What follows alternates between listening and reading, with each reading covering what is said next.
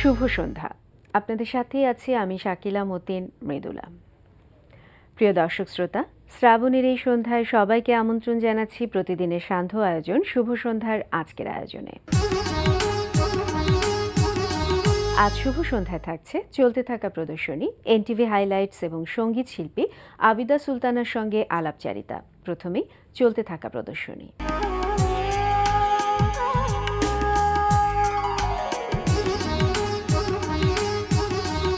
জানিয়ে দিচ্ছি চলতে থাকা নাট্য, চিত্রকলা ও অন্যান্য প্রদর্শনীর সময়সূচি। বাংলাদেশ শিল্পকলা একাডেমি স্টুডিও থিয়েটার হলে আজ সন্ধ্যা 7টায় প্রদর্শিত হবে আগন্তুক রেপার্টরি প্রযোজিত নাটক অন্ধকারে মিথেন। নাটকটি রচনা ও নির্দেশনা দিয়েছেন পান্থ শাহরিয়ার। বাংলাদেশ শিল্পকলা একাডেমির এক্সপেরিমেন্টাল থিয়েটার হলে আজ সন্ধ্যা 7টায় প্রদর্শিত হবে সংলাপ প্রযোজিত নাটক বোধ। মূল গল্প মুন্সী প্রেমচাঁদ, নাট্যরূপ স্বপন দাস, নির্দেশনায় মোস্তফা হীরা। গুলশান এভিনিউয়ের রেডিয়াস গ্যালারিতে প্রদর্শিত হচ্ছে শিল্পী প্রশান্ত কর্মকার বুদ্ধার একক চিত্রকলা প্রদর্শনী Mohammad Ali the legend lives on. প্রতিদিন সকাল 10টা থেকে রাত 8টা এই সময়ে প্রদর্শনী চলবে 30 আগস্ট পর্যন্ত। বাংলাদেশ শিল্পকলা একাডেমির জাতীয় চিত্রশালা প্লাজায় প্রদর্শিত হচ্ছে দলীয় চিত্রকলা প্রদর্শনী শিল্পের আলোয় বঙ্গবন্ধু। বেলা 11টা থেকে রাত 8টা এই সময় প্রদর্শনী চলবে 31 আগস্ট পর্যন্ত। ধানমন্ডি 7 মসজিদ রোডের গ্যালারি 21-এ অনুষ্ঠিত হচ্ছে তাজউদ্দিন আহমেদের জন্মদিন উপলক্ষে আলোকচিত্র প্রদর্শনী। প্রতিদিন বেলা 12টা থেকে রাত 8টা এই সময় প্রদর্শনী চলবে 22 আগস্ট পর্যন্ত। এবার এনটিভি হাইলাইটস।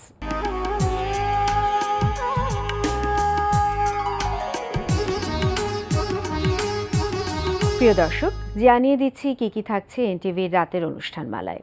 সন্ধ্যা 6টা 45 মিনিটে সরাসরি সম্প্রচার হবে অনুষ্ঠান বিচ টাইম।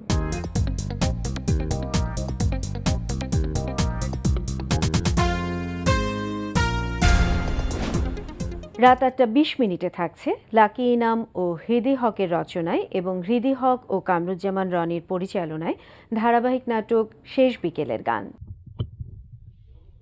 আমার আর তানজিনার মধ্যে যে দূরত্ব শুরু হয়েছিল সেটা আস্তে আস্তে কমতে শুরু করলো। তানজিনা মানে আপনার মেয়ে? এই তো দিলে ধারাবাহিকতাটা নষ্ট করে। তুমি যেহেতু শুরু থেকে ছিলে না, হঠাৎ বুঝবে কি করে? আমি দুঃখিত। রাত 9টায় প্রচার হবে হাসান ইউসুফ খানের প্রযোজনায় জোকস প্রতিযোগিতামূলক অনুষ্ঠান হাসো। এখন হচ্ছে আপনাকে যে জিনিসটা আমি শেখাবো সেটা হচ্ছে একজন ক্যাপ্টেন প্লেন ছাড়ার আগে তার যাত্রীদেরকে কিছু ইনস্ট্রাকশন দেয়। আচ্ছা, হ্যাঁ, তো এই ইনস্ট্রাকশনগুলো প্রতিবারই আপনাকে দিতে হবে। হ্যাঁ, আমি এখন বলবো, আপনি এগুলো শিখে রাখবেন, আপনাকেও ভবিষ্যতে বলতে হবে। উপরে ওঠার সময় নড়াচড়া করবেন না, এতে প্লেন একদিকে কাত হয়ে যেতে পারে। যদি নড়াচড়া করা খুবই প্রয়োজন মনে করেন তাহলে বুদ্ধি খরচ করে দুদিকেই নড়াচড়া করবেন, এতে ব্যালেন্স হবে। অপরিচিত লোকের দেয়া কোনো কিছু খাবেন না। স্যার এইটা কোয়া লাগবে না, বাঙালি ফ্রি পেলে সব খায়, ওই কোয়া লাভ নাই। রাত 12টা 10 মিনিটে দেখবেন শাহিন স্বাধীনের পরিচালনায় একক নাটক ভালোবাসার পদ্মফুল। আমার মা কি দেখতে তোমার মতো সুন্দরী ছিল?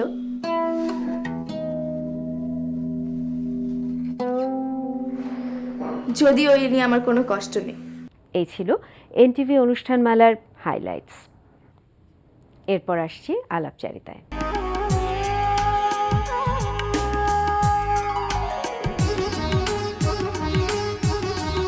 প্রিয় দর্শক, আমাদের আজকের অতিথি জনপ্রিয় সঙ্গীত শিল্পী আবিদা সুলতানা। চলুন কথা বলি তার সঙ্গে।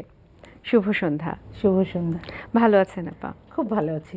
গানের মানুষ, গান নিয়েই সব রকম ব্যস্ততা। এই মুহূর্তে উনি নিশ্চয়ই গান নিয়ে ব্যস্ত। গান নিয়ে তো ব্যস্ত থাকতে হয়, সারা জীবন গান নিয়েই দৌড়াদৌড়ি করে সে ব্যস্ত থেকেছি, সংসার তো করিনি সেরকমভাবে কখনো। তো এখন হয়েছে কি, স্টেজ প্রোগ্রামগুলো আমি কমিয়ে দিয়েছি। যেমন ঢাকার বাইরে খুবই কম, ঢাকাতেও খুব মানে মেপে অনেক কমিয়েছি। আর ফিল্মে অতটা ব্যস্ততা নেই। এখন বিদেশে কিছু শো আছে, কিছু কনসার্ট আছে বিদেশে, ওইটা নিয়ে বেশি ব্যস্ত। আর এমনি লাইভ শো তো লাইভ প্রোগ্রামগুলো থাকেই, বিভিন্ন চ্যানেলেও থাকে এগুলো। দেশের বাইরে তো অনেক আগে থেকেই শো করছেন, এখন যখন যান সময়ের গ্যাপে কোথাও কি পরিবর্তন হয়েছে? মনে হয় যে না, ওরা বাংলা গান আরো বেশি শুনতে চাইছে? হ্যাঁ, বাংলা গান তো অবশ্যই শুনতে চায়। বাংলা গান, বিশেষ করে বাংলা ফোক গান। বাংলা ফোক যেহেতু আমিও গাই, ছোটবেলা থেকেই ফোক গান করি, তো বাংলা ফোকটা কেন জানি খুব শুনতে চায় বিদেশের মানুষ। আর যেগুলো আমি এখন যেগুলো গান করছি সেগুলো না, ওরা 80s-এর 90s-এর গানগুলো শুনতে চায়, যেগুলো আমি তখন গেয়েছি। মানে আগেকার গানগুলো কেন যেন শুনতে চায়। এইটা আসলে জানা যায় না যে কেন পুরোনো দিনের গানগুলোই কেন মানুষ না, বারবার তুমি শুনতে ভেবে চায়। দেখো, তোমারও পুরোনো দিনের গান কিন্তু অবশ্যই। ভালো লাগে, একটা নস্টালজিয়া কাজ করে, সেটাও হতে পারে। আবার সুর এবং লিরিক সেক্ষেত্রেও সেই হয়তো তখনকার লিরিক, তখনকার সুর, সেটাও হতে পারে। আমরা তো আপনার গান শুনছি একেবারে ছোটবেলা থেকে বলা যায়। তো এই যে গান গাইছেন, পরবর্তীতে আপনার পরবর্তী প্রজন্ম যারা আপনাদের পরিবারে, তারাও ধারাবাহিকতায় গান গাইছে এবং আপনাদের পরিবারেও আপনারা সবগুলো বোনই বলা যায় যে একেবারেই সাংস্কৃতিক পরিমণ্ডলে আপনারা সবাই গান গাইছেন, কেউ গিটার বাজাচ্ছেন, আপনার স্বামীও গানের সাথেই আছেন। এই যে পারিবারিকভাবে একটা সাংস্কৃতিক পরিবেশে বেড়ে ওঠা এবং পরবর্তী প্রজন্মও গান গাইছে, এটা কেমন লাগে? এটা তৃপ্তিটা এটা কোথায়? এই ব্যাপারটা আমি ভীষণ এনজয় করি যখন দেখি যে আমাদের বাচ্চারা, যেমন আমার ছেলে সালমার মেয়ে, আমার বড় বোন রেহানা আপা, উনি গিটার বাজান, ওনার মেয়ে, তারপর চিত্রার মেয়ে নওরিন, সবাই গান। তারপরে আমার দুটোই ভাই, সুমন, মোহাম্মদ আলী সুমন আর শওকত আলী ইমন। ইমনের মেয়েও গান করছে, সুমনের এক ছেলে গিটার বাজায়, এক মেয়ে গান করে। মানে সবাই এমনভাবে ইনভলভ এই গানের ভিতরে, গান ছাড়া কিন্তু অন্যদিকে কেউ যায়নি। সেটা কি আপনাদের দিক থেকে কোনো প্রেশার ছিল না? একেবারে আমার ছেলেকে অত প্রেশার তো দেইনি, বরঞ্চ বিরোধিতা করে? বিরোধিতাও করিনি, কিছুটা। মনে মনে চাইতাম না যে ও গানে আসুক, কিন্তু এসেই গেল আর কি। ওর ব্লাডে থাকলে সেটা কিছু করার নাই। ও মানে ওর ব্যান্ড আছে একটা, তারপরে কাজ করছে অবশ্য একটা চ্যানেলে, আর এসে গেল সবাই। ব্যাপারটা সত্যি আমি খুব এনজয় করি যখন যখন ফ্যামিলি একখানে হই, পুরা ফ্যামিলি, তখন মানে কি হয় বুঝতে পারছো, গান এক নিয়ে। ধরনের আত্মতৃপ্তি কাজ করে এবং ভীষণ, ভালো লাগা। ভীষণ। আবার কোনো সময় তর্কও লেগে যায় গান নিয়ে, কোনো প্রোগ্রাম নিয়ে, সেটাও খুব মানে এনজয় করার মতো। সেটাও বেশ মজা লাগে হ্যাঁ, মজা নিশ্চয়ই, লাগে। যে তারা এখন বুঝতে হ্যাঁ শিখছে। হ্যাঁ, সেটাই। আপনি তো অনেক আগে থেকেই গান করছেন, সেই তুলনায় অ্যালবাম কম, অ্যালবামের ঠিক বলেছেন। প্রতি ঝোঁকটা কম, এর কারণটা কি? এর কারণ কয়েকটা কারণ থাকতে পারে, মানে আমি শিওর না। একটা হলো যে সে সময়টা যখন অ্যালবাম মানে ক্যাসেট যখন শুরু হলো বাংলাদেশে, সেই সময়টা আমি প্রচণ্ড ব্যস্ত ছিলাম ফিল্মের গান নিয়ে। তখন মানে ভাবিও নি যে বাংলাদেশে অ্যালবামটা এরকম হ্যাভক একটা ইয়ে তৈরি করবে, সিচুয়েশন। আর খুব ব্যস্ত ছিলাম তখন ফিল্ম নিয়ে, এতটা সময় দিতে পারিনি।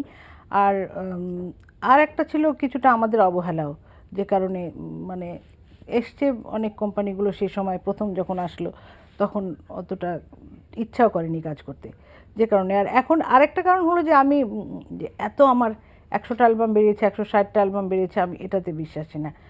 আমি যে কয়টা কাজ করব আমি খুব বুঝে করি, আর আমি কোয়ালিটিতে বিশ্বাস করি। অনেক গান বেরোলেই তো হলো না, আমার কোয়ালিটি দিতে হবে। আমরা আরও কথা বলবো, আপনার কাছ থেকে জানতে চাইবো যে একেবারে শুরুর কথা, গানের প্রতি ভালো লাগা কিভাবে তৈরি হলো। তার আগে যদি একটু গান শুনি।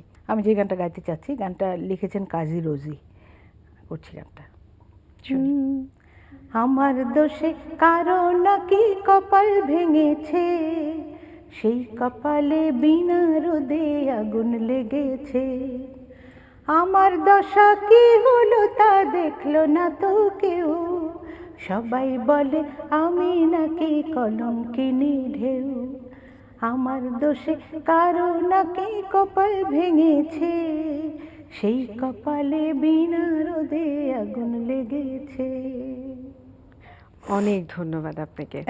Thank you. কোন গান গাইতে বেশি ভালো লাগে? ফিল্মের গান, স্টেজের গান, টেলিভিশনে নাকি অ্যালবামে? আসলে এক এক জায়গার ইয়ে তো রিয়াকশন তো এক এক রকম। আমার যেমন স্টেজে খুব ভালো লাগে, বুঝতে পারি অডিয়েন্সের সাথে একটা সরাসরি একটা সম্পর্ক হয়। টেলিভিশনে যখন গান গাই তো জাস্ট অভিনয় করে আসি, গানটা তো আগে রেকর্ড করে ফেলি, পরে গিয়ে মুখ নাড়িয়ে চলে আসি, ওটাও এনজয় করি, একটা মজা লাগছে, বেশ মজা লাগে। তারপরে ফিল্মের গানগুলো তো নাটকীয়তা থাকে অনেক বেশি, ওর মধ্যে প্রডিউসার সঙ্গীত পরিচালক বুঝিয়ে দেন যে এটা এই সিচুয়েশনে এর গলায় হবে। তো এক এক রকম ভিন্ন ভিন্ন, তখন স্টেজটাই মোটামুটি বেটার লাগে, খুব ভালো লাগে। একেবারে সামনেই ভালোবাসার মানুষগুলো থাকে, তাদের রিয়াকশনটা বোঝা যায়। এক্স্যাক্টলি। ফিল্মে যেটা বললেন যে অনেক বেশি অভিনয় করতে হয়, ফিল্মের গানগুলো তো এক একবার এক এক চরিত্র, কখনো একেবারে ছোট বাচ্চা কিশোরী, আবার একেবারে বয়স্ক, সেই যে ভ্যারিয়েশনগুলো আনা, সেক্ষেত্রে কিরকম ফিলিং হয় এবং কিভাবে আনা সম্ভব? না, ওটা মজাই লাগে। এটা এটা ফিল্মে তারাই সাকসেসফুল হয় যাদের ভিতরে একটু নাটকীয়তা থাকে, তাছাড়া সবাই কিন্তু সাকসেসফুল হতে পারে না ফিল্মে মানে ফিল্মের গানে। তো ওটা বেশ এনজয় করি আমি। এখনো কখনো বাচ্চাদের গান অনেক গেয়েছি আমি, তারপরে বয়স্ক, তারপরে কেউ কাঁদছে, কেউ হাসছে, কেউ দৌড় দৌড় দিয়ে এসে খুব হাঁপাচ্ছে, হাঁপাতে হাঁপাতে কোনো কোনো রোমান্টিক গান, এগুলো বেশ একটু চ্যালেঞ্জ enjoy- বেশি ফিল্মের বেশি। গানে। হ্যাঁ, তা ঠিক। একেবারে শুরুর গল্পটা জানতে চাইছি যে গানের প্রতি ভালো লাগা, ভালোবাসা, পরবর্তীতে একেবারে প্রফেশনালি যখন আসা, এবং আজ এখানে অনেকগুলো স্টেজ পার হয়ে হ্যাঁ, অনেকগুলো সময়। যখন পেছনে তাকান, কি মনে হয়? আসলে মানে ওরকমভাবে কখনোই নিজেকে তৈরি করি নিজে শিল্পী হব বা গান গাইতে হবে। গান হলো গাইবার জিনিস। ছোটোবেলায় সবই করেছি, নাটক করেছি, আবৃত্তি করেছি, তারপরে নাচ করেছি, গান তো ছিলই, সব কিছু করতে হয়েছে ছোটোবেলায়, ছবি এঁকেছি। তো আমার নানি বাড়িতে বিরাট অনুষ্ঠান হতো প্রতি যে কোনো পয়লা বৈশাখ, পয়লা ফাল্গুন, নজরুল জয়ন্তী, রবীন্দ্র জয়ন্তী, সেখানে সব করতে হতো, নাটকও করতে হতো সবাইকে, এটা রুল ছিল আমাদের নানা বাড়ির। তো সেখান থেকে সেভাবেই ভিতরে জিনিসগুলো গেঁথে গেছে। আর গান তো ছিলই, বড় বোন রেবেকা সুলতানা গান করতেন, এখনও করেন, রেহানা সুলতানা গিটার বাজান। তো বড় বোনদের একটা ইয়ে ছিল, অনুপ্রেরণা ছিল। আর আমার মা প্রথম থেকে শেষ পর্যন্ত মানে আমার মা না থাকলে বোধহয় আমি এই পর্যন্ত আসতেই পারতাম না। মার ভীষণ ভীষণ অনুপ্রেরণা। মা তো ছোটোবেলায় বিয়ে হয়ে গেছিল, মার ইচ্ছা ছিল যে উনি গান গাইবেন, উনি খুব সুন্দর গলা মার ছিল, মা গান গাইতেন, বাট পারেননি। তো ওটাই মা ভাবছিলেন যে আমার ছেলে সন্তানদের ভেতরে দেখতে চাইতেন, ওটাই দেখতে চাইতেন, এবং খুব অনুপ্রেরণা দিয়েছেন মা। তো সেটাই ম্যাক্সিমাম কাজ করেছে। যখন সবাই মিলে গান গাইতে বসতেন, সেখান থেকেই কি চর্চাটা, নাকি পরবর্তীতে একেবারে হাতেখড়ি হয়েছে? নিশ্চয়ই। হ্যাঁ, হাতেখড়ি হয়েছে। হাতেখড়ি আমার প্রথম ওস্তাদ ছিলেন বাবু রামগোপাল মহন্ত। তারপরে অনেক ওস্তাদের কাছে শিখেছি আমি, ওস্তাদ বারিন মজুমদার, আখতার সাদমানি, ফুল মোহাম্মদ, নাড়ু বসাক। আর কলকাতা থেকে আসতেন একজন ওস্তাদ সগিরুদ্দিন খান সাহেব, ওনার কাছেও শিখেছি। খুব কম দিন ওনার কাছে শিখেছি ভয়েস ট্রেনিংটা। তো আমি অনেকের কাছে শিখেছি, এটা আমার জন্য বিরাট বড় সৌভাগ্য যে অনেক বড় বড় ওস্তাদকে পেয়েছি আমি আমার জীবনে। এবং আপনি আমাদের সবার প্রিয়, অনেক প্রিয় ভূপেন হাজারিকা, তার সাথে খুব কাছাকাছি থেকে কাজ করেছেন। সেই অভিজ্ঞতাটা যদি একটু আবার নতুন প্রজন্মের সাথে শেয়ার করেন। এটা সবসময় বলতে হয় আমাকে, বলি, সবাই বোধহয় জানেও অনেকে। এটা আমি তো হঠাৎ করে আলমগীর কবির আমার বাড়িতে আসলেন, এবং আমার বাবা তো তখন ছোট, মাত্র ম্যাট্রিক পাস করেছি, অনেক ছোট। হ্যাঁ, বাবাকে বললেন যে আপনার মেয়েটাকে দেন, কলকাতা নিয়ে যাব। আমি তো শুনছি আড়াল থেকে, তো আমি তো ভয়ে, তো তার আগে আমি বাইরে কখনো গান গাইতে যাইনি বোধহয়। বিদেশে আসলে, হ্যাঁ, ওটাই প্রথম আমার। তো বাবা বললেন হ্যাঁ ঠিক আছে নিয়ে যাবেন, বললো ডক্টর ভূপেন হাজারিকা। তখন ভূপেন হাজারিকার নাম শুনেছি, তো বলে যে উনি সুর করবে। তো খুব ভয় পেয়েছিলাম আমি, ভয় গেলাম। আমার সঙ্গে বড় বোন গেছিলেন, দুলাভাই গেছিলেন। তো ওখানে ভূপেনদা আসলেন, আমি তখন একদম শুকনা ছিলাম। উনি দেখে মনে হয় আমাকে খুব একটা পছন্দ করেননি, মানে কী গান গাবে, ছোট একটা মেয়ে, পিচ্চি একটা। তো বললেন যে গানটা তুমি আজকে সারা রাত পড়বে, তুমি গানটা বুঝে তারপর কালকে আমি তোমাকে গান শেখাবো, পরের দিন আবার আসবেন। তো অনেক পড়েছি গানটা, আমি আসলে বুঝতে পারিনি সেরকমভাবে, কিন্তু গানটা তখন অতটুকু বয়সে আমি মানে বিমূর্ত এই রাত্রি আমার মৌনতার সুতো বোনা একটি রঙিন চাদর, সেই চাদরের ভাঁজে ভাঁজে নিঃশ্বাসেরই ছোঁয়া, আছে ভালোবাসা আদর। এই কথা তো আমি এখন বুঝতে পারি, তখন সত্যি সত্যি না বুঝেই গিয়েছি গানটা, কিন্তু বোঝা যায়নি গান শুনে। হ্যাঁ, পরে যখন আমি রিমেক করেছি গানটা, তখন অনেক ভালো গেয়েছি আমি, এটা আমি বলতে পারি আর কি। তখন কিন্তু আমি না বুঝে গেছি, এবং ভূপেনদা অসম্ভব পছন্দ করেছিলেন, সেই গায়কীটাই অসম্ভব পছন্দ করেছিলেন আমার। আপনার কাছ থেকে আমরা অনেক ভালো ভালো গান পেয়েছি, এবং আরও ভালো ভালো গান পাবার অপেক্ষায় থাকলাম। একেবারে শেষ পর্যায়ে চলে এসেছি, যদি আরেকটা গানের কিছু অংশ শুনি। একটুখানি করছি, সুবীর দাস সুর, আর আকিদুল ইসলাম নামে এক ভদ্রলোক অস্ট্রেলিয়ায় থাকেন, উনি আমাকে গানটা দিয়েছিলেন অস্ট্রেলিয়া যখন গেছিলাম, বললেন যে আপা এই গানটা আপনি গাইবেন, সুর করিয়ে গাইবেন। তো সুবিধাকে দিয়েছিলাম, চমৎকার সুর করেছেন, আমি একটুখানি করছি। আমার চোখে এক নদী জল, নোঙর বাঁধ তীরে, আমার চোখে এক নদী জল, নোঙর বাঁধ তীরে, ভালোবাসার ময়ূর কুণ্ঠি চালাও বন্ধু ধীরে। দিন কাটে না, রাত কাটে না, মন ভালো নেই মন। দিন কাটে না, রাত কাটে না, মন ভালো নেই মন। জ্যোৎস্না ভরা রাতে আমার পূর্ণ চন্দ্র গ্রহণ, আমার চোখে এক নদী জল, নোঙর বাঁধ তীরে, ভালোবাসার ময়ূর কণ্ঠী চালাও বন্ধু ধীরে। অনেক ধন্যবাদ আপা। Thank you. প্রিয় দর্শক, কথায় কথায় আমরাও চলে এসেছি অনুষ্ঠানের শেষ প্রান্তে। আমাদের সঙ্গে যোগাযোগের ঠিকানা প্রযোজক শুভ সন্ধ্যা, এনটিভি বিএসএসসি ভবন, 7 তলা 102 কাজী নজরুল ইসলাম এভিনিউ, কারওয়ান বাজার, ঢাকা 1215। আমাদের ইমেল অ্যাড্রেস shubhosandha@ntv.bd.com। প্রিয় দর্শক, এনটিভিতে সম্প্রচারিত সংবাদ ও অন্যান্য সকল অনুষ্ঠান দেখতে লগ ইন করুন www.ntvbd.com-এ। সবার মঙ্গল কামনায় এখানেই শেষ করছি। শুভ সন্ধ্যা।